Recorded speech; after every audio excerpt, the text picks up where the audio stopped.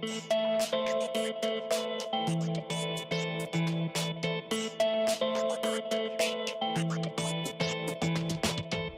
this presentation, we provide an overview of titling your assets in the name of your trust. This is a very important topic because if you want your trust to pass your assets, then you must title them in the name of your trust.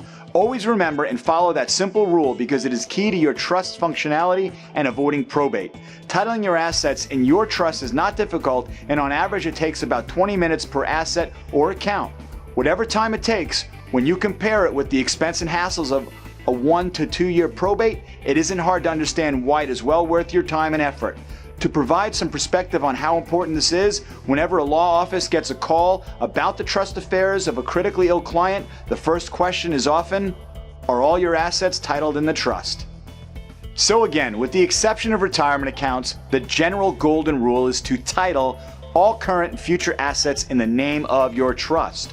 When you title assets in your trust, nothing really changes other than how you hold title. You maintain complete control and ownership. You can still do anything you want with your assets. Everything remains under your Social Security number, and you still file and report all your taxes just the same as before. Your account numbers don't change. Your property taxes don't change. How you sign doesn't change. Even your checks don't change. Simply put, life goes on the same.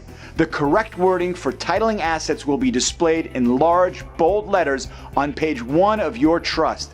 It sets forth the 3 essential elements for the proper trust titling. 1. The names of the trustees, you.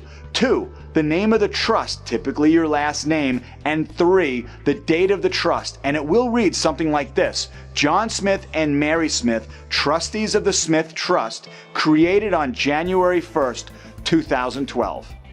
For many years, most institutions asked for copies of the first and last page of your trust, and some still do. But times have changed. Now, almost all financial institutions and others instead ask for a certification of trust, which we include as part of your trust documents. The certification of trust sets forth the relevant trust information and authorizations that are typically needed by financial institutions and others. It can also prove useful when financing real estate property. More specifically, it sets forth 1. Who the settlers and grantors are, you. 2. The type of trust, a revocable inter vivos trust. 3. Who the current beneficiaries are, you. 4. The name and date of the trust. 5. The current trustee, you. 6. The tax ID number, which is your Social Security number. 7. How title to assets should be held. 8. Your currently nominated successor trustees. 9. Your power to invest, borrow, encumber, improve, lease, and sign. When titling accounts and other assets in the name of your trust, you should begin by providing a copy of a signed and notarized certification of trust.